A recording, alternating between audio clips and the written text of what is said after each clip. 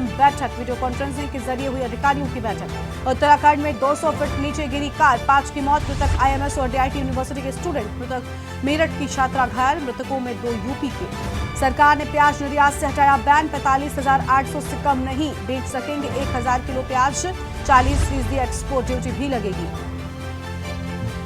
राजस्थान, मध्य प्रदेश समेत 17 राज्यों में 2 दिन बाद बदलेगा मौसम, वेस्टर्न डिस्टर्बेंस कराएगा बारिश, मुंबई और तमिलनाडु में 5 फुट ऊंची लहरें उठ सकती हैं। आप देख रहे हैं खबरों का सारथी। नमस्कार, आप देख रहे हैं के न्यूज इंडिया। मैं हूं आपके साथ गरिमा वाजपेयी। बात करते हैं कानपुर में प्रधानमंत्री नरेंद्र मोदी के रोड शो की। जी हां, कानपुर में प्रधानमंत्री मोदी का आज मेगा रोड शो होने वाला है। गुमटी गुरुद्वारे में मत्था टेकेंगे प्रधानमंत्री नरेंद्र मोदी। रोड शो को लेकर सिख समुदाय में भारी उत्साह देखने को मिल रहा है। व्यापारियों ने प्रधानमंत्री के स्वागत के लिए तैयारियां तेज कर दी हैं, तो कानपुर में नमो के रोड शो को लेकर विशेष तैयारियां की जा रही हैं। व्यापारियों ने प्रधानमंत्री के स्वागत के लिए तैयारियां तेज कर दी हैं और कानपुर से खबर, प्रधानमंत्री मोदी का आज मेगा रोड शो होगा।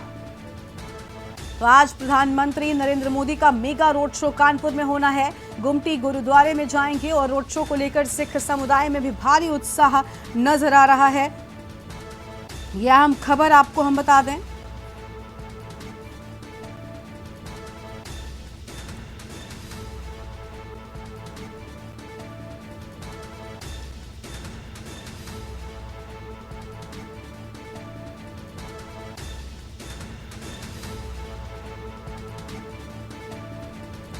तो ये बड़ी खबर आपको हम बता रहे हैं, जहां पर कानपुर से खबर, प्रधानमंत्री मोदी का आज मेगा रोड शो। व्यापारियों ने प्रधानमंत्री के स्वागत के लिए तैयारियां तेज कर दी हैं। कानपुर में पीएम मोदी का आज पहला रोड शो है। आपको बता दें कि नरेंद्र मोदी पहले प्रधानमंत्री होंगे जो गुमटी गुरुद्वारे में मत्था टेकेंगे। हमारे साथ कुछ सिख समुदाय के लोग मौजूद हैं, उनसे बातचीत करना चाहेंगे। सर, क्या नाम है आपका? बलविंदर सिंह बग्गा। आज पीएम मोदी का रोड शो है, गुमटी से शुरू होगा और पहले पीएम ऐसे हैं जो गुमटी गुरुद्वारे में मत्था टेकेंगे। बिल्कुल, ये हम लोगों के लिए बहुत खुशी की बात है। और जो गुमटी की व्यवस्था इस समय है, ये शायद हमने अपनी लाइफ में, इतनी बड़ी एज हो गई है हमारी, लेकिन आज तक ऐसा जो व्यवस्था गुमटी की है वो हम लोगों ने नहीं देखी उनके स्वागत के लिए। हमारे साथ कुछ और लोग भी मौजूद हैं, उनसे बातचीत करेंगे। क्या लग रहा है सर कि ये रोड शो कितना कारगर साबित हो? आने वाले इलेक्शन को देखते हुए मोदी का रोड शो बहुत कारगर है। पहली बार हो रहा है, कोई प्रधानमंत्री आ रहे हैं, गुमटी गुरुद्वारे में माथा टेकेंगे और गुमटी नंबर 5 में पहली बार किसी प्रधानमंत्री का रोड शो है। उनके आने से व्यापार की दशा सुधरेगी। इन्होंने यहाँ पर जो भी पार्किंग की व्यवस्था सुधारी है, लाइटिंग सुधारी है, और भी जो व्यवस्थाएं थी, जितनी समस्याएं थी, सभी प्रशासन ने, सभी विभागों ने मिलकर समस्याओं को खत्म कर दी गई है। आगे से उम्मीद है इनके आने जाने के बाद भी व्यापार चमकेगा। तो देखिए, जो गुमटी के व्यापारी, उनका साफ तौर पर कहना है कि गुमटी में मोदी जी के आने से व्यापार सुधरेगा। हमारे साथ कुछ और लोग भी मौजूद, उनसे बातचीत करेंगे। सिख समुदाय में किस तरीके से उत्साह देखने को मिला है? मोदी जी के स्वागत के लिए हम लोग खड़े हैं। बहुत हम लोगों के लिए खुशी की बात है। जैसा कि आप जानते हैं कि मोदी ने वैसे भी हमेशा सिख समुदाय के लिए बहुत कुछ किया है। करतारपुर कॉरिडोर उन्होंने खोला हम लोग के लिए। पाकिस्तान में जो हम लोग का था बहुत ही तीर्थ स्थल, तो वैसे भी मोदी जी का रुझान जो है सिख समुदाय के लिए हमेशा अच्छा रहा है, क्योंकि वो हम लोग के सिख गुरुओं को काफ़ी अच्छा स्थान देते हैं। हम लोग के जो शहजादे थे, उन लोग की शहीदी को उन्होंने एक बाल दिवस के रूप में भी उन्होंने दिया है। तो हम लोग हमेशा उनका ऋणी रहेगा सिख समुदाय, और हम लोग उनके स्वागत के लिए तन मन धन सबसे मौजूद हैं यहाँ। देखिए, हमारे साथ गुमटी के व्यापारी मौजूद थे, जिनका साफ तौर पर कहना है कि कल्पना भी नहीं की जा सकती थी कि मोदी जी का रोड शो कभी गुमटी से होगा। सिख समुदाय का साफ तौर पर कहना है कि पीएम मोदी ने सिख समुदाय के लिए बहुत कुछ किया है। हर एक व्यक्ति उनके स्वागत के लिए आज तैयार है। कानपुर से कौस्तुभ मिश्रा, के न्यूज इंडिया। प्रधानमंत्री नरेंद्र मोदी आज कानपुर में रोड शो करेंगे, जिसको लेकर प्रशासन ने अपनी तैयारी पूरी कर ली है और प्रधानमंत्री के आगमन को लेकर लोगों में काफी उत्साह देखने को मिल रहा है। लोगों का कहना है कि लगातार लोग प्रधानमंत्री को देखने और उनकी एक झलक पाने के लिए बेताब हैं। वहीं प्रधानमंत्री के आगमन, गोविंदनगर विधानसभा से विधायक सुरेंद्र मैथानी ने के न्यूज से खास बातचीत में बताया कि पहली बार प्रधानमंत्री कानपुर के गुमटी गुरुद्वारा में माथा टेकेंगे। इसके साथ ही विपक्ष के प्रत्याशी आलोक मिश्रा द्वारा उठाए गए बीजेपी प्रत्याशी रमेश अवस्थी के बाहरी होने के सवाल पर भी जमकर लताड़ लगाई है। सुनिए। कानपुर में प्रधानमंत्री नरेंद्र मोदी का आज रोड शो है। उससे पहले बात करने के लिए हमारे साथ इस वक्त मौजूद हैं गोविंद नगर विधानसभा से विधायक सुरेंद्र मैथानी जी। सर, क्या कुछ तैयारियां आप लोगों ने की हुई हैं प्रधानमंत्री जी की? देखिए, हम कानपुरी आज मोदी जी के आगमन पर उनके स्वागत के लिए पूरी तरह तैयार हैं और कुछ विरोधियों ने, विपक्षियों ने ये हवा उड़ाई, इस रोड शो को डिस्टर्ब करने का एक असफल प्रयास किया कि यहाँ पास है। मैं बता देना चाहता हूँ आपके माध्यम से सभी कानपुरिया अपने भाई बहनों को कि कोई भी पास, ना वीआईपी पास, ना साधारण पास इस रोड शो के लिए जारी किया गया, कोई पास जारी नहीं किया गया। और सारे मार्ग चारों तरफ के मोदी जी के इस रोड शो में गुमटी बाजार में जाने के लिए खुले हुए हैं। ये खुला रोड शो है, कोई भी व्यक्ति आ सकता है जो शाम को 4 बजे के पहले आएगा। हम उनके स्वागत के लिए तैयार हैं। हमने यहाँ पर पेयजल की व्यवस्था की है, लोगों के सुरक्षा की व्यवस्था की है। कोई असुविधा हम लोगों को होने नहीं देंगे और यहाँ पर बहुत सुविधाजनक तरीके से आई कॉन्टैक्ट से मोदी जी के नज़रों में अपनी नज़रें डालते हुए मोदी जी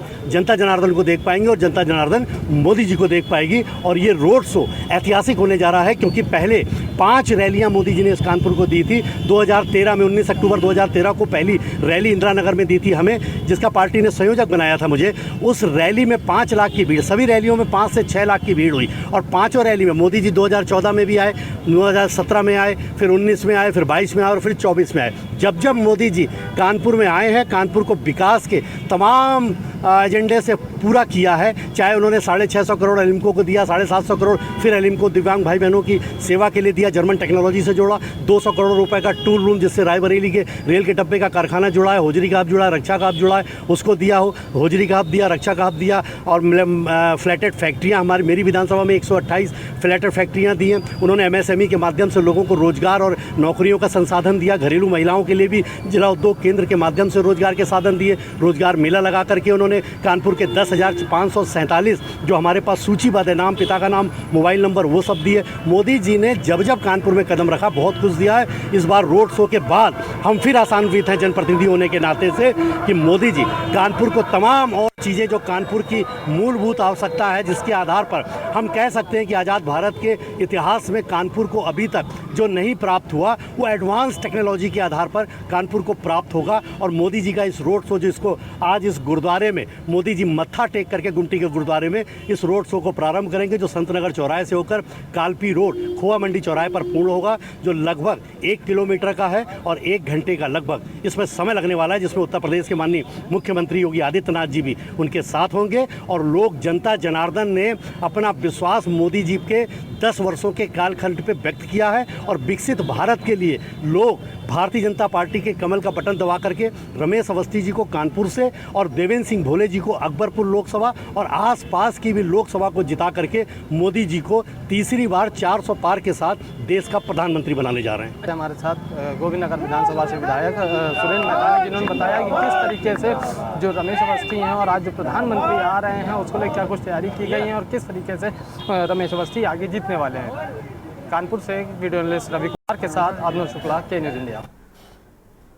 और कानपुर में प्रधानमंत्री के मेगा रोड शो में भगवा रंग में रंगी नजर आई हैं महिलाएं। भगवा साड़ी पहनकर गुमटी गुरुद्वारे पहुंची हैं महिलाएं। और आपको बता दें कि पीएम मोदी इस बार 400 पार का नारा पीएम मोदी की ओर से लगाया गया है और भगवा रंग में रंगी नजर आई हैं महिलाएं। कानपुर में रोड शो को लेकर उत्साहित आम जनता नजर आ रही है। भगवा साड़ी पहनकर गुरुद्वारे पहुंची हैं महिलाएं।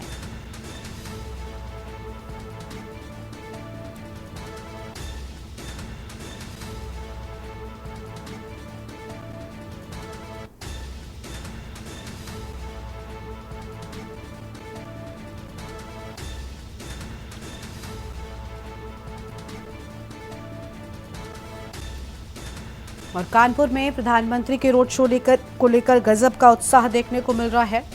तस्वीरें आपको हम दिखा रहे हैं। देखिए, भगवा रंग में रंगी नजर आई हैं महिलाएं और प्रधानमंत्री के आगमन को लेकर काफी उत्साह उनमें देखने को मिला है।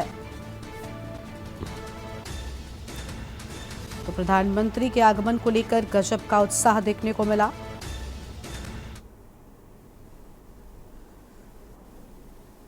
प्रधानमंत्री का पहला ही रोड शो है आज कानपुर में गुमटी गुरुद्वारे पे। हमारे साथ कुछ महिलाएं जो हैं भारतीय जनता पार्टी के हैं, जो रंग बिरंगी साड़ियां पहनी हुई हैं। उनसे जान लेते हैं कि किस तरह से जो आज प्रधानमंत्री का रोड शो है, क्या तैयारियां कर रखी मैडम ये बताइए, आज प्रधानमंत्री का पहला रोड शो है, क्या कहना चाहेंगे आप?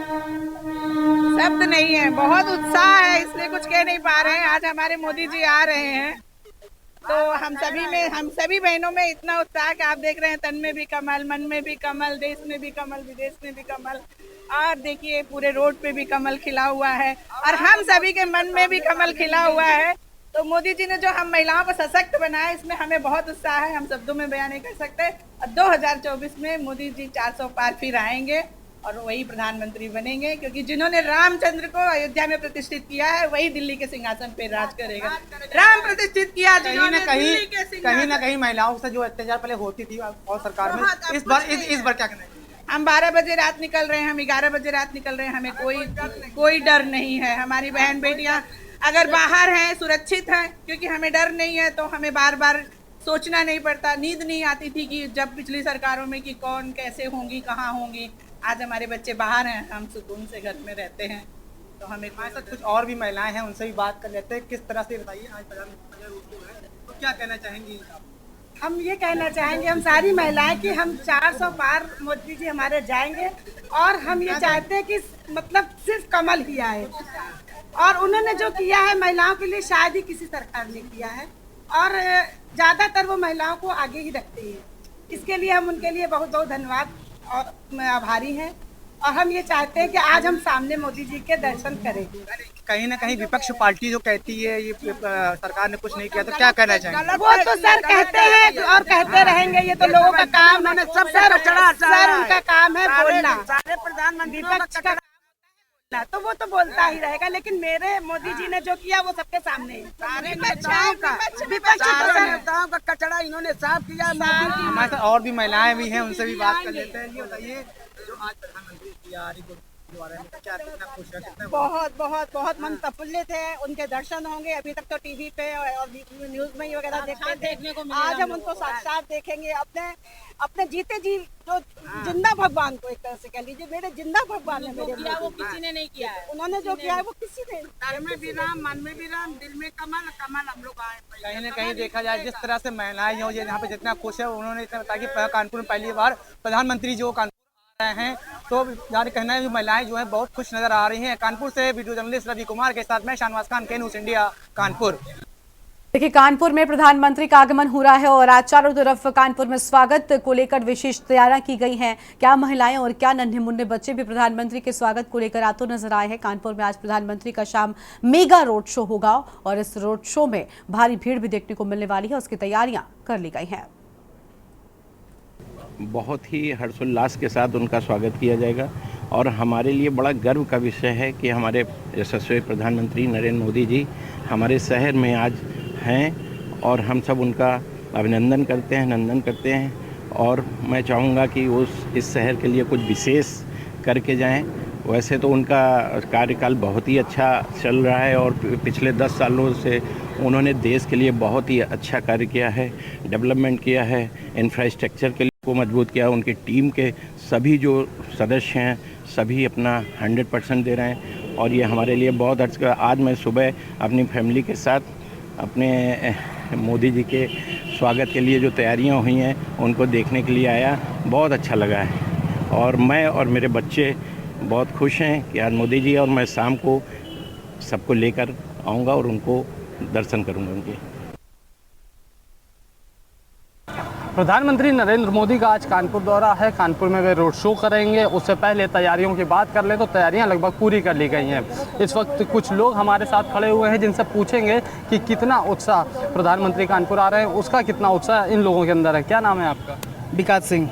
विकास जी, ये बताइए, प्रधानमंत्री आज कानपुर आ रहे हैं, कितना उत्साह देखने को आप लोगों के अंदर मिल रहा है? देखिए, कानपुर जो है मोदी जी की मतलब एक झलक पाने के लिए बहुत बेताब है, क्योंकि कल से यहाँ पे जो है अपना जो है पब्लिक यहाँ पे इकट्ठी हो रही है कि बस मोदी जी कब आए, हम उनको एक झलक देखें। क्योंकि हर आदमी को एक ही नेता दिख रहा है इस समय, सिर्फ Modi guarantee, Modi ji, only for Modi ji. पूरा समर्थन पूरा कानपुर भाजपा में हो चुका है, मोदी जी का परिवार हो चुका है।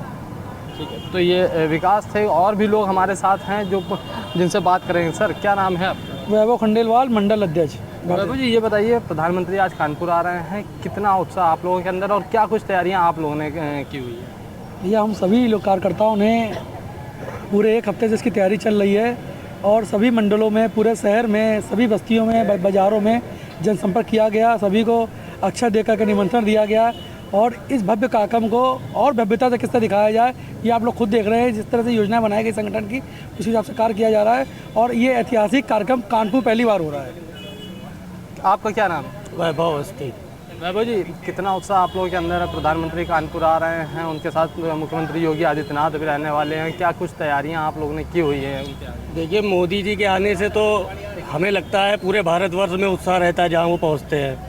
तो और हम लोगों को व्यवस्था 20 नंबर ब्लॉक दिया गया। 20 नंबर ब्लॉक में हम लोग पुष्प वर्षा करके मोदी जी का स्वागत करेंगे और धन्यवाद देंगे उनको।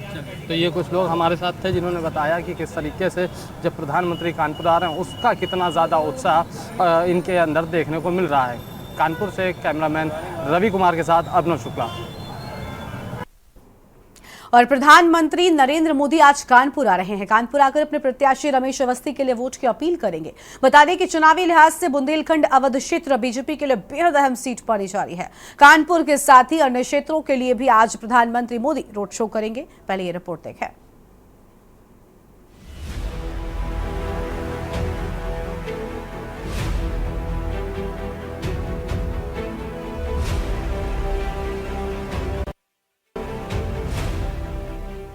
प्रधानमंत्री नरेंद्र मोदी का आज अहम दौरा कानपुर का प्रस्तावित हुआ है और कानपुर पहुंचकर पीएम मोदी रोड शो करने के साथ ही चुनावी मूड को भी भांपेंगे। रोड शो के दौरान प्रधानमंत्री नरेंद्र मोदी कानपुर और अकबरपुर लोकसभा क्षेत्र के 7 विधानसभा क्षेत्रों से होकर गुजरेंगे। और इसके साथ ही आपको ये भी बता दें कि भाजपा कानपुर बुंदेलखंड क्षेत्र में अपनी पैनी नजर बनाए हुए है।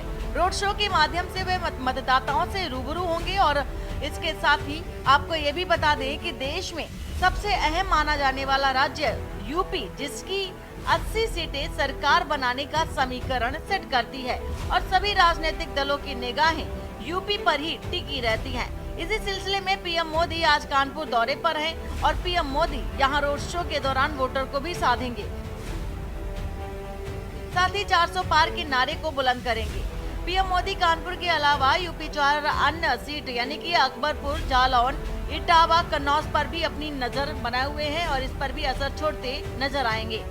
यूपी की 13 सीटों पर चौथे चरण में मतदान होने हैं, जिसको लेकर के बीजेपी अपनी रणनीति पर काम करने में जुट गई है। कानपुर और अकबरपुर सीट पर टिकट बंटवारे को लेकर लगातार घमासान चल रहा था, जिसमें बीजेपी के नेता टिकट बंटवारे पर तमाम आपत्ति जता रहे थे। कानपुर सीट से बीजेपी प्रत्याशी रमेश अवस्थी और अकबरपुर सीट पर देवेंद्र सिंह भोले को प्रत्याशी बनाए जाने पर पार्टी के क्षेत्रीय नेता नाखुश दिखाई दे रहे थे और जिन्हें पीएम के इस कार्यक्रम के चलते मनाने पर भी जोर दिया जाएगा। कुछ दिन पहले ही गृह मंत्री अमित शाह कानपुर दौरे पर आए थे और वहीं अब 4 मई यानी कि आज पीएम मोदी कानपुर पहुंचेंगे और शाम को शहर की सड़कों पर रोड शो करते नजर आएंगे और सीधा कनेक्टिविटी जनता से करते दिखाई देंगे। स्पेशल डेस्क के न्यूज़ इंडिया। तो कानपुर में प्रधानमंत्री के आगमन को लेकर विशेष तैयारियां कर ली गई हैं। नमो के रोड शो को लेकर यहां पर खास उत्साह आज कानपुर की जनता में देखने को मिल रहा है। सुरेश सविता हमारे साथ, हमारे संवाददाता लाइव जुड़ चुके हैं। सुरेश, कानपुर में शाम 5 बजे प्रधानमंत्री मोदी का रोड शो शुरू हो जाएगा। कानपुर की जनता प्रधानमंत्री के स्वागत को कितनी तैयार दिखाई दे रही है और साथ ही क्या अपडेट है, कैसा माहौल सड़कों पर नजर आ रहा है? जी गरिमा, हम सबसे पहले तो आपको बता दें कि इस समय हम उसी जगह पर मौजूद हैं जहां पर प्रधानमंत्री नरेंद्र मोदी जी आएंगे और ये वही गुरुद्वारा प्रथम से कहना दिखा दें कि ये वही गुरुद्वारा जहां पर प्रधानमंत्री नरेंद्र मोदी जी आकर के माथा टेकेंगे और सिख समुदाय के लोगों से मिलेंगे और उनसे बात करेंगे और कानपुर के प्रत्याशी रमेश अवस्थी जो यहाँ से चुनाव लड़ रहे हैं भाजपा से, उनका समर्थन करेंगे और लोगों से वोट की अपील करेंगे। यही वो जहां से रोड शो चालू होगा। हम दिखाना चाहेंगे किस तरीके से कानपुर की जो पुलिस प्रशासन है इस समय प्रधानमंत्री जी के लिए चप्पे चप्पे पर लगी हुई, क्योंकि कानपुर कमिश्नर सहित कई बड़े आला अधिकारी यहाँ पर मौजूद है। हम दिखाना चाहेंगे कि गुमटी के इस इलाके को पूरा भगवा रंग से एकदम रंग दिया गया है। जिधर भी आप नजर डालेंगे, कहना चाहेंगे जिधर भी आप देखना चाहेंगे हर तरफ एक भगवा रंग छाया हुआ है, क्योंकि कहीं ना कहीं कहा प्रधानमंत्री जी को भगवा रंग बहुत पसंद है। ये जो सारा इलाका है ये पूरा भगवा रंग से बिल्कुल छा दिया गया है। बिल्कुल सुरेश, हम देख पा रहे हैं कि तैयारियां बहुत खास यहाँ पर कर ली गई हैं। पूरी तरीके से यहाँ पर भगवा रंग से सजावट जो है वो भी नजर आ रही है और सुरक्षा के पुख्ता इंतजाम भी कर दिए गए हैं। सुरेश, वक्त की कमी है, फिलहाल आपको यहाँ पर रोक रहे हैं, आपके पास वापस से आएंगे, लेकिन बड़ी जानकारी आपको बता दें जहाँ पर शाम 5 बजे प्रधानमंत्री का रोड शो होगा। शुक्रिया आपका सुरेश हमारे साथ जुड़ने के लिए और आम जानकारी के लिए। अब सीधा आपको फर्रुखाबाद लेकर चलते हैं जहाँ पर मुख्यमंत्री योगी पहुंचे हुए, क्या कुछ कह रहे हैं सुन लेते हैं। में शौचालय बन गए, 10 करोड़ माताओं को उज्ज्वला योजना का कनेक्शन मिल गया है और बहनों और भाइयों यही नहीं, 4 करोड़ लोगों को मकान, और मोदी जी ने कहा है बाकी जो लोग बचेंगे उनको भी हम आवास की सुविधा का लाभ अगले 5 वर्ष में दे देंगे। ये विकास की जो योजनाएं चल रही है, गरीब कल्याणकारी योजनाएं चल रही है, सुरक्षा और सम्मान का जो बेहतर माहौल बना है, बहनों और भाइयों इन सब को जोड़ते हुए एक तरफ मोदी जी के नेतृत्व की भारतीय जनता पार्टी का गठबंधन है और दूसरी तरफ SC, ST और OBC के आरक्षण पर सेध लगाने वाली कांग्रेस, समाजवादी पार्टी और जन समाजवादी पार्टियां हैं। बहनों और भाइयों, मैं आपसे पूछना चाहता हूं, क्या अयोध्या में राम मंदिर का निर्माण एक कांग्रेस, सपा, बसपा के लोग करा पाते क्या? राम मंदिर का निर्माण होने पे आप खुश हैं क्या? कितने लोग अयोध्या गए हैं? अरे ये तो पूरा ही कायमगंज गया है। बाकी जो लोग बच जाएंगे, मैं यहाँ के विधायकों से और मुकेश राजपूत से भी कहूंगा कि लोकसभा चुनाव के बाद बाकी लोगों को अयोध्या का दर्शन करा के लेके आ जाएं। आज आपको अयोध्या नई अयोध्या दिखती होगी, त्रेता युग फिर से स्मरण हो आता है। बहनों और भाइयों, ये मोदी जी के मार्गदर्शन और नेतृत्व में हुआ। ये कांग्रेस और सपा के लोग तो कहते थे, क्या कहते थे? कहते थे कि राम तो है ही नहीं, परिंदा भी पर नहीं मार सकता, और आज लाखों लोग अयोध्या में दर्शन कर रहे हैं। देखा ना आपने, कर रहे हैं ना, ये है नया भारत।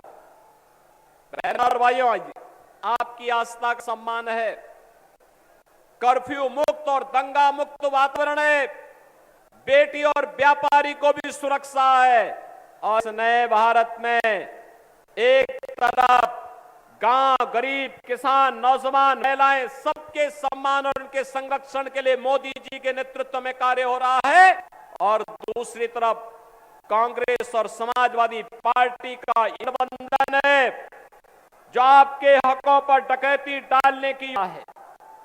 बहनों और भाइयों, जब सपा और कांग्रेस के नेतृत्व की यूपीए सरकार थी, तब इन लोगों ने की साजिश रची थी, तब इन लोगों ने प्रयास किया था।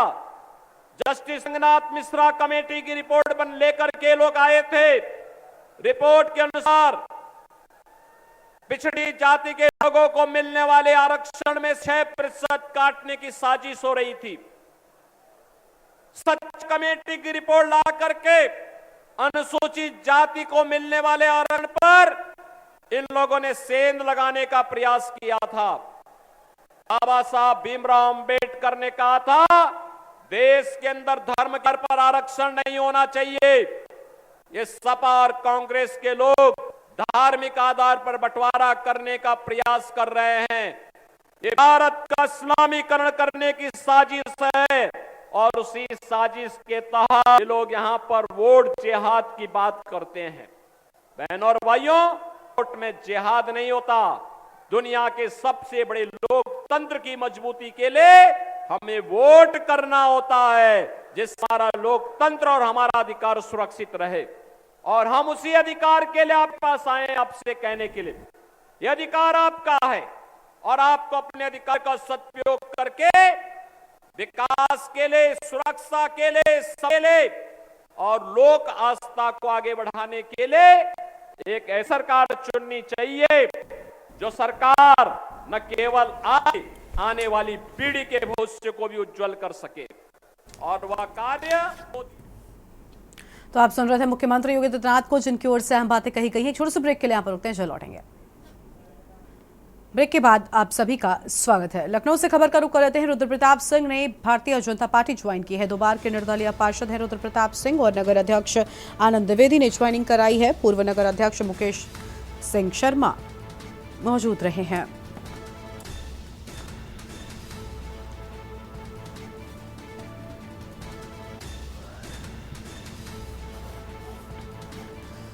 तो यह अहम जानकारी आपको हम बता रहे हैं, जहां पर लखनऊ से खबर। रुद्रप्रताप सिंह ने ज्वाइन की भारतीय जनता पार्टी और 2 बार के निर्दलीय पार्षद हैं रुद्रप्रताप। नगर अध्यक्ष आनंद द्विवेदी ने कराई ज्वाइनिंग। ये बड़ी खबर आपको हम बता रहे हैं। पूर्व नगर अध्यक्ष मुकेश सिंह शर्मा इस दौरान मौजूद रहे हैं।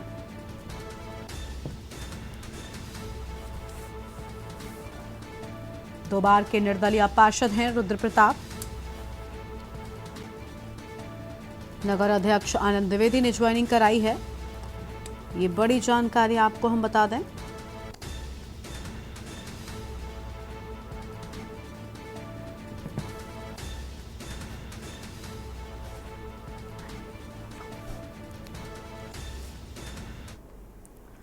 जौनपुर लोकसभा 83 के 73 के भाजपा के प्रत्याशी कृपाशंकर सिंह से के न्यूज इंडिया की टीम ने खास बातचीत के दौरान उन्होंने तमाम सवालों के जवाब बड़ी बेबाकी से दिए।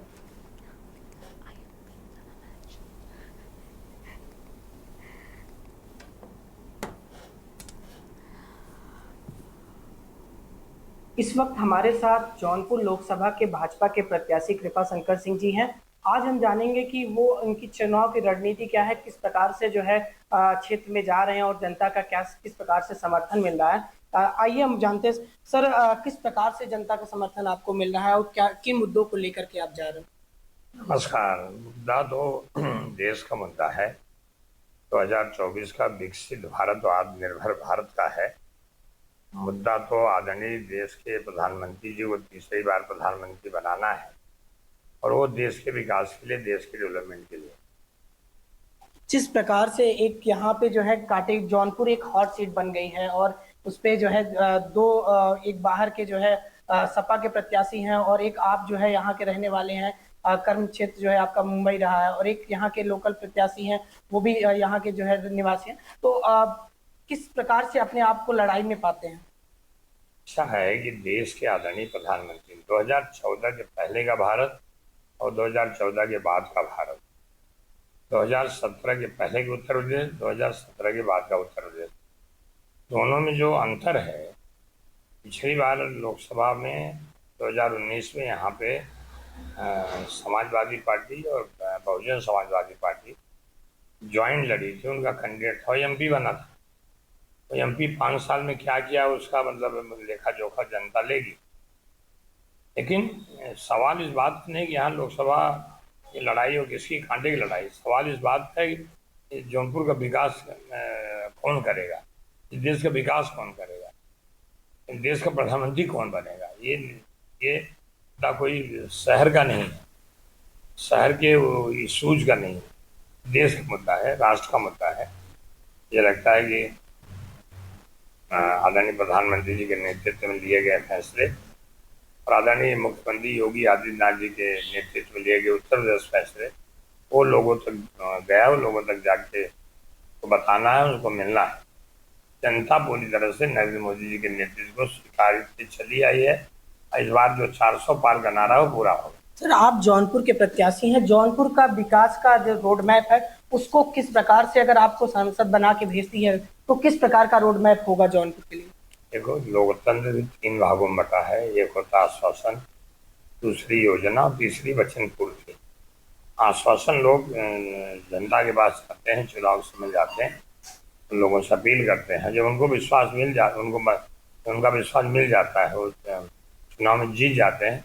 दूसरा पार्ट है योजना बना के फिर वचन पूर्ति। तो जौनपुर का विकास का सबसे बड़ा मुद्दा है। जौनपुर सबसे बड़ी मतलब यहाँ से मुंबई जाने वाला, मुंबई में रहने वाला हर 6वां उत्तरवादी जौनपुर का है। यहाँ उद्योग नहीं है, यहाँ फैक्ट्री नहीं है। सबसे बड़ा मुद्दा यह है कि हम लोग किस ढंग से उद्योग लगाए जाए। नहीं, अगर एक चीज और है, जैसे बसपा के प्रत्याशी हैं श्रीकला धनंजय सिंह, उनकी धनंजय सिंह ने अभी जब वो वापस जेल से आए तो उन्होंने कहा कि 2 किलोमीटर के क्षेत्र में उन्होंने राजनीति किया है। ये जौनपुर जंघई से लेकर सूरापुर तक 100 किलोमीटर का क्षेत्र है, तो वो उसको चैलेंजिंग बहुत है, उसको उनके करने के लिए कुछ कर नहीं सकते। इस पे क्या कहना है आप? चलिए, लोगों ने जो किया लोगों को मालूम है, इस पर मुझे जाना नहीं है कौन क्या कहता है। हमको तो सिर्फ इतना दिखाई पड़ता है, भारतीय जनता पार्टी के प्रत्याशी हूँ, आदरणीय देश के प्रधानमंत्री नरेंद्र मोदी जी का सिपाही हूँ, और यहाँ पे जो मैंने पहले बताया कि विकास के मुद्दे को लेके आगे जाना है। देश विकास के साथ है, जौनपुर जनता विकास के साथ है। तो मैंने बताया कि सबसे बड़ा यहाँ मतलब फैक्ट्री लगाने का है, उद्योग लगाने का है। जनता ने हमको भरोसा जताया, तो हमारी प्राथमिकता होगी। जौनपुर का एक रिंग रोड है और एक मेडिकल कॉलेज है। अगर आप सांसद बन के जाते हैं, क्या उन रिंग रोड और अपने कार्यकाल में जो है आप उसको पूरा कराने का काम करेंगे? देश के आदरणीय surface transport minister Nitin Gadkari ji ने मतलब लगता है कि ये फरवरी के लास्ट वीक या मार्च 1 को आए थे, ऐसा कोई तारीख मुझे याद नहीं। उन्होंने रिंग रोड के लिए यहाँ का भी और शाहगंज का भी और रिंग रोड की स्वीकृति दे दी है, उसका प्रोसेस शुरू है, तो रिंग रोड तो बनेगा ही। प्रयास करेंगे। बेरोजगारी और महंगाई, इन सब मुद्दों पर जो है बेबाकी से जो है कृपाशंकर सिंह जी ने जवाब दिया है। अजय सिंह, के न्यूज, जौनपुर। उत्तर प्रदेश भाजपा कार्यालय में राष्ट्रीय प्रवक्ता गौरव भाटिया ने प्रेस कॉन्फ्रेंस करते हुए कहा कि देश की जनता ने मन बना लिया है। इस बार फिर से मोदी की सरकार बनेगी और इस बार भाजपा को 400 से ज्यादा सीट मिलेगी। और उत्तर प्रदेश में जहां 80 सीटें आती हैं लोकसभा की, तो वहीं भारत की राजनीति में सबसे उत्तर प्रदेश की जनता की रहती है। जनता का अपार समर्थन भारतीय जनता पार्टी एनडीए को मिल रहा है।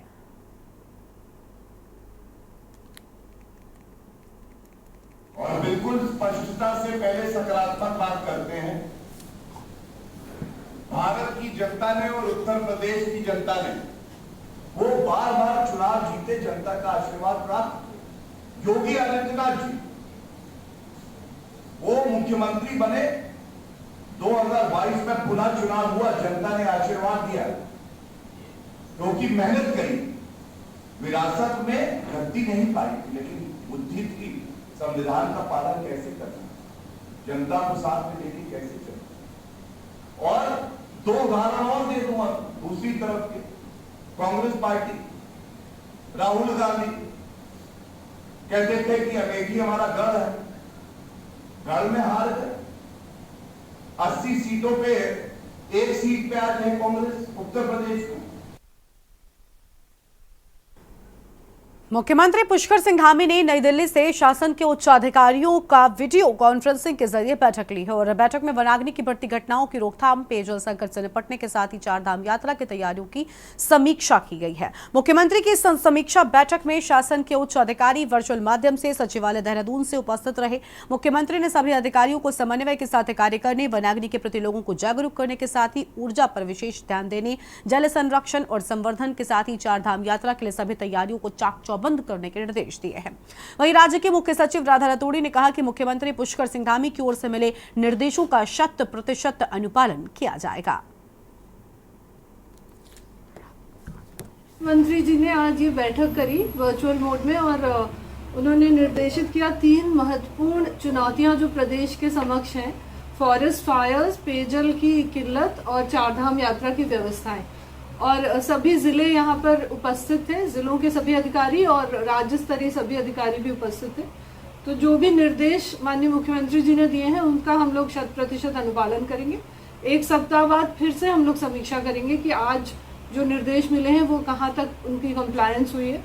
फॉरेस्ट फायर्स के लिए सभी लोग मिल के काम करेंगे, जन जागरूकता पे विशेष ध्यान दिया जाएगा क्योंकि लोग जो आग लगाते हैं पिरूल में या खेत की पराली में, उसी से जंगल में आग फैलती है। तो आप सभी के माध्यम से मेरा अनुरोध है सभी निवासियों से उत्तराखंड के कि कोई भी आग ना लगाए। उत्तराखंड के नारसन बॉर्डर पर दिल्ली की ओर से आ रही तेज रफ्तार प्राइवेट बस ने अचानक ही नारसन बॉर्डर पर बनी पुलिस चौकी को टक्कर मारते हुए पलट गई। बस पलटने पर यात्रियों में चीख पुकार मच गई और टक्कर इतनी जबरदस्त थी कि पुलिस चौकी के परखच्चे उड़ गए। पुलिस चौकी ढह जाने से चौकी पर तैनात होमगार्ड नरेश भी मलबे में दब गया। आसपास के लोगों ने राहगीरों की मदद से होमगार्ड को मलबे से बाहर निकाला। वहीं बस पलटने के चलते 4 यात्री भी घायल हो गए।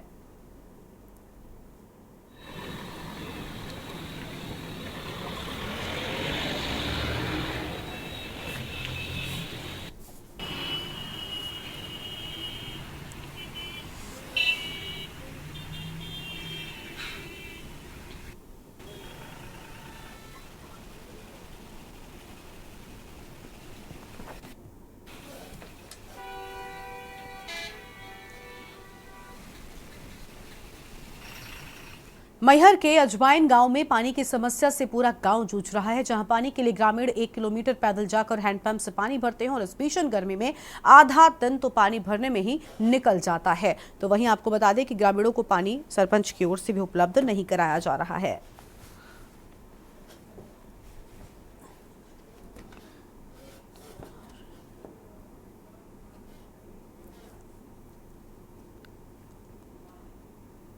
इनका हम कहें कि पानी की यहाँ में समस्या है, साहब देखित है अपना।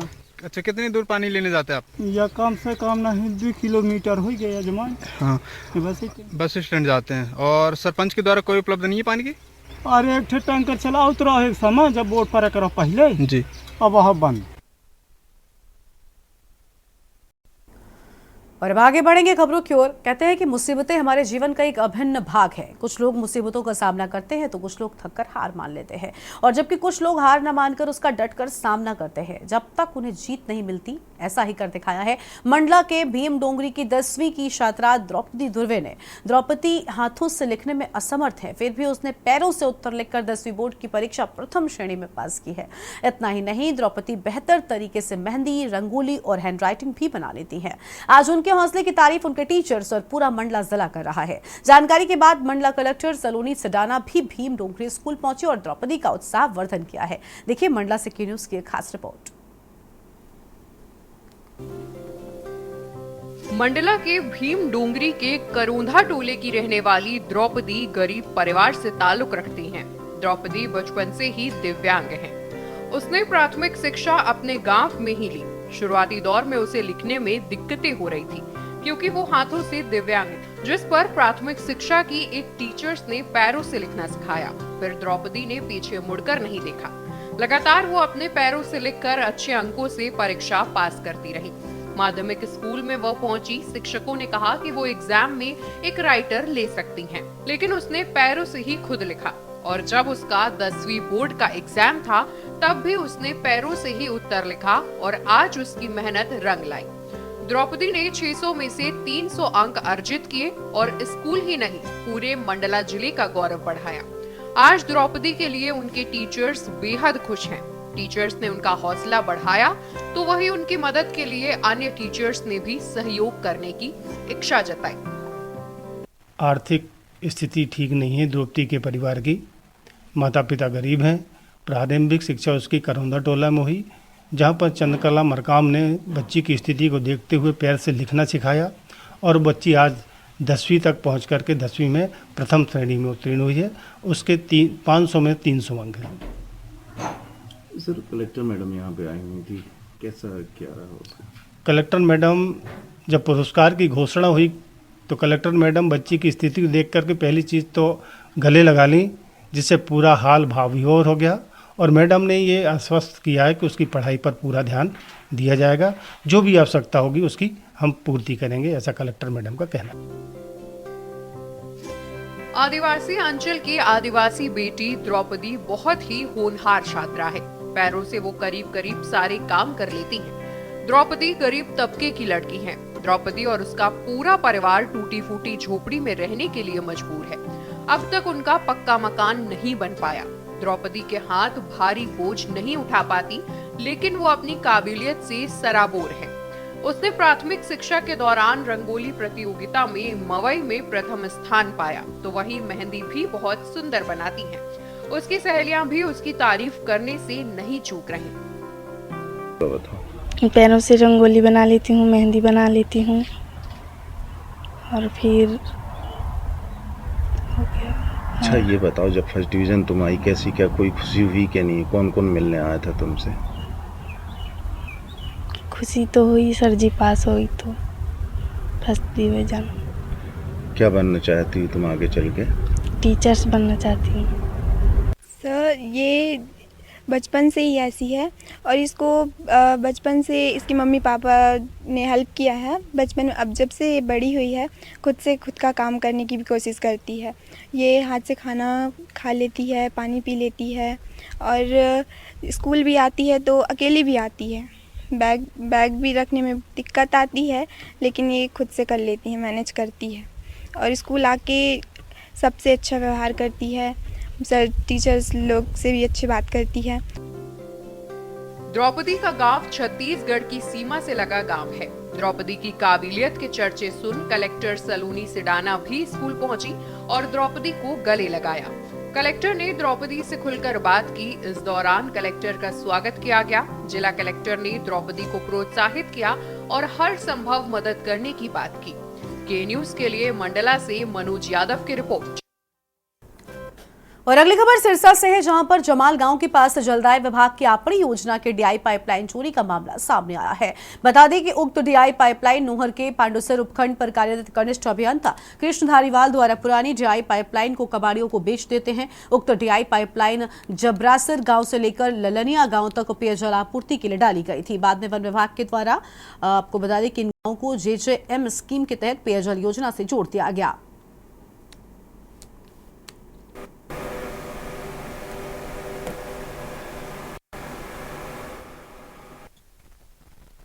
सर, ये मेरे ज्वाइन करने से पहले का मामला है। उसके खिलाफ अधीक्षण अभियंता कार्यालय चूरू में कार्रवाई चल रही है, तो वही कमेटी उन्होंने बनाई है, वो बताएंगे। सर, आपके मामला संज्ञान में है तो आपके द्वारा क्या कार्रवाई रहेगी? सर, हमारे कार्यालय द्वारा जो भी प्रकरण था कमेटी का सहयोग किया गया। हमने इसके द्वारा जो भी चीज़ पूछी गई उसको हमने बताया गया।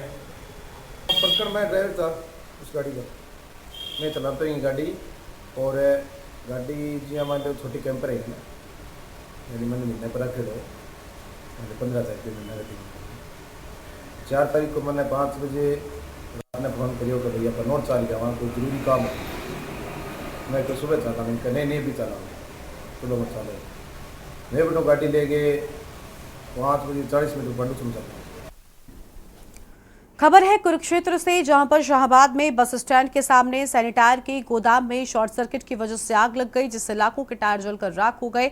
और मिली जानकारी के अनुसार आपको बता दें कि गोदाम के मालिक ने कहा कि पहले थोड़ी शॉर्ट सर्किट की वजह से आग लगी, उसके बाद आग ने विकराल रूप ले लिया।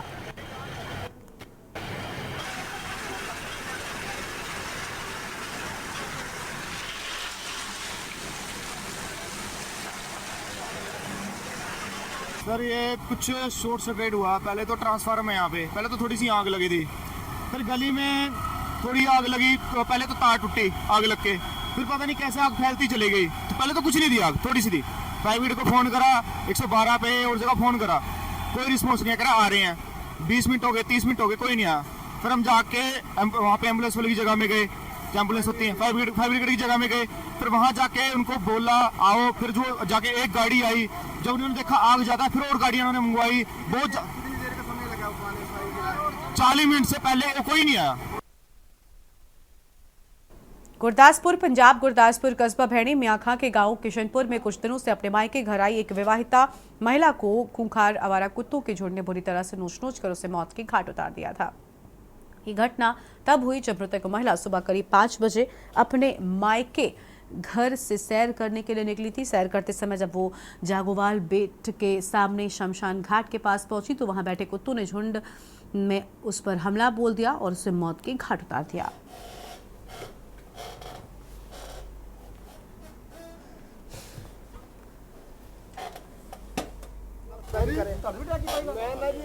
मौत मेरी फिर मैं पता नहीं कितना बजा, मेरे को कही सी मैं कही इतना घुमाता रहा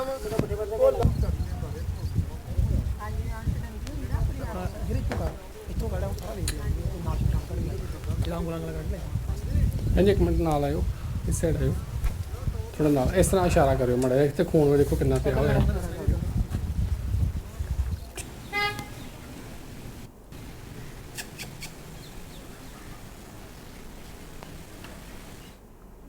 गुरदासपुर जिले के हल्का फतेहगढ़ चूड़िया की वार्ड नंबर 7 में एक घर में चोरी हो गई और परिवार आनंदपुर साहिब में माथा टेकने गए थे कि पीड़ित ने पुलिस स्टेशन में जाकर शिकायत दर्ज कराई, जिसके बाद फतेहगढ़ चूड़िया पुलिस ने बड़ी मुस्तैदी के साथ कुछ ही समय में चोर को पकड़कर उसके पास से 5 लाख रुपए बरामद कर लिए हैं।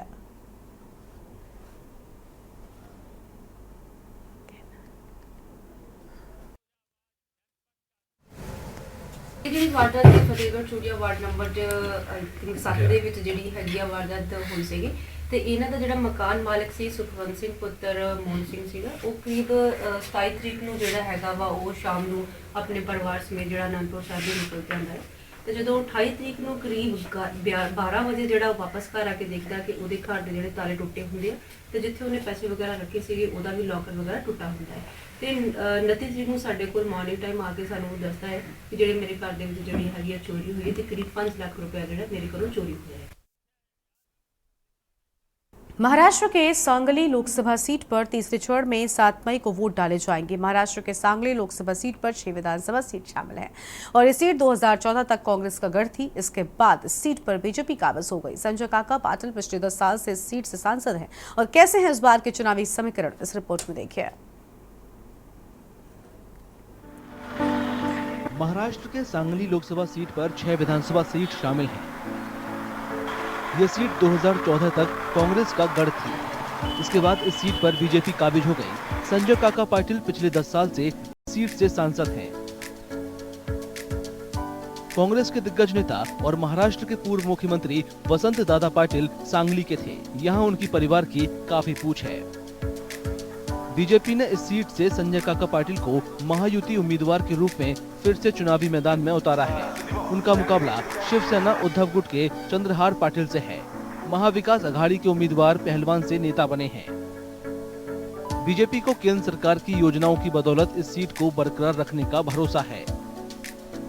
एक तो इरिगेशन की स्कीम जो है वो स्कीम के बारे में महिशाल योजना है और टेम्बू योजना के बारे में हमने पैसे ऊपर से सेंट्रल से लाए और वो योजना पूरी कर दी है। और दूसरी बात ये है उसमें फिर एक्सटेंशन की योजना भी किया है, उसके भी टेंडर निकल चुके हैं और वो भी काम चालू हुआ है। तो आने वाले 1.5 साल में वो भी एक्सटेंशन वाली स्कीम है वो भी पूरी हो जाएगी। शिवसेना उद्धव गुट के उम्मीदवार चुनाव के लिए बेरोजगारी और विकास के मुद्दों का सहारा ले रहे हैं। हर तालुका प्लेस में MIDC लाने की कोशिश करूंगा मैं। जो MIDC अभी जहाँ पर है वो उसका 5 स्टार MIDC में कन्वर्टर कैसे होगा उसके लिए सोचूंगा मैं। सांगली मिरज कुपवाड़ महापालिका क्षेत्र है वहाँ पर IT पार्क कैसे आएगा ताकि यहाँ के युवा और युवतियों के लिए यहीं पर उनके हाथों के लिए काम मिल सके। कांग्रेस नेता और वसंत दादा पाटिल के पोते विशाल पाटिल शिवसेना उद्धव गुट को ये सीट देने से नाखुश हैं। उन्होंने निर्दलीय उम्मीदवार के रूप में पर्चा दाखिल किया है। तो ये जो लड़ाई है ये हमारी अस्तित्व की लड़ाई है। यहाँ पे कांग्रेस पक्ष बहुत सालों से प्रभावी पक्ष रहा है और इसके बावजूद हमें इस बार यहाँ से लड़ने की अनुमति नहीं मिली। ये जगह हमारे अलायंस के शेयरिंग में शिवसेना को चलेगी और इस कारण सब कार्यकर्ता ये मानते हैं कि अब कांग्रेस यहाँ अगर जिंदा रखनी है तो कांग्रेस की तरफ से किसी ने लड़ना चाहिए। उन्होंने मुझे चुना है। सांगली कृषि व्यापार का केंद्र है। ये हल्दी, अंगूर, किशमिश के कारोबार के लिए मशहूर है। यहाँ चीनी के कारखाने भी भारी संख्या में हैं। वसंत दादा पाटिल श्वेतकारी सहकारी साखर कारखाना एशिया की सबसे बड़ी चीनी मिलों में से एक है। यहाँ के किसान सामानों की गिरती कीमतों और कृषि बाजार की हालत से नाखुश हैं। सांगली में जो अभी लोकसभा का इलेक्शन हो रहा है उसके तरफ से जो सवाल है वो जो सांगली पूरा जो मतदार संघ है उसमें जो सवाल किसानों का सवाल है, खास करके किसानों का जो ये निकलता अनाज निकलता है उसका जो कीमत है वो बहुत कम है। उसके ऊपर उसको उनका जो पैसा मिलना चाहिए था वो नहीं मिलता। तो इनका सांगली की मार्केट जो है, बाजार पेट जो है वो विकसित होने की तरफ इन्होंने कोई ध्यान नहीं दिया। ये नंबर 1। नंबर 2, सांगली का जो मेन मार्केट है वो हर साल फ्लड से इफेक्टेड होता है। मतलब यहाँ की दुकानें पूरी तरह डूब जाती है। हर साल फ्लड आता है। यहाँ एक डैम है, डैम का पानी बैक वाटर की वजह से यहाँ पूरा फ्लड आ जाता है। हल्दी यहाँ की प्रमुख फसलों में से एक है। इस साल इसकी कीमत बढ़ी है जिससे किसानों को कुछ राहत है। अभी ये किसानों को अभी गए साल का कंपैरिजन किया जाए तो 3 गुना रेट है। जैसे गए साल क्विंटल के हिसाब से देखा तो 6,000 रुपये क्विंटल के रेट थे। अभी मिनिमम 17,000 से लेके 20-22,000 रुपये क्विंटल तक हल्दी बिक रही है। तो किसानों के लिए अच्छा ही है कि 3 गुना हल्दी बिक रही है इस साल पे। वोटरों के लिए पानी की कमी, खराब सड़कें और महंगाई जैसे अहम मुद्दे हैं। 20 साल से यहाँ पे पानी का सांगली कर लोगों को अच्छा पानी, शुद्ध पानी नहीं मिलता है। और यहाँ पे जो प्रमुख समस्या है वो कनेक्टिविटी नहीं है हाईवे के लिए। अभी 10 साल से जो सांगली इस्लामपुर का जो रास्ता था वो अभी बन रहा है। तो यहाँ पे एमपी लोगों ने यहाँ पे कुछ 10 साल में इतना काम नहीं किया है, इसलिए जनता उनके खिलाफ में अभी कैंपेनिंग चल रहा है। लेडीज पूरा घर चलाती हैं, उनका जो बजट रहता है वो बजट पूरा कोलैप्स हुआ है। पहली बार तो इसमें सिलेंडर का प्रॉब्लम है, जो हमारे नेताओं ने उज्ज्वला गैस योजना जो लाई थी बीच में, और शुरू में थोड़े कम रेट से वगैरह सिलेंडर दिए, नहीं दिए ऐसे नहीं दिए, लेकिन वो कितने दिन दिए, और उसके बाद एकदम जो 400, 500, 300 रुपए के सिलेंडर थे उसके एकदम कीमत 1000, 1100 रुपए ऐसे हो गई है। और अब सीधा आपको फिरोजाबाद लेकर चलते हैं। अखिलेश यादव क्या कुछ कहना सुनता है। इस बार मतदान कर करके अपनी दुख तकलीफ तो दूर करेंगे ही करेंगे, और अक्षय यादव को जिता करके खुशियों का दिन लेकर के आएंगे।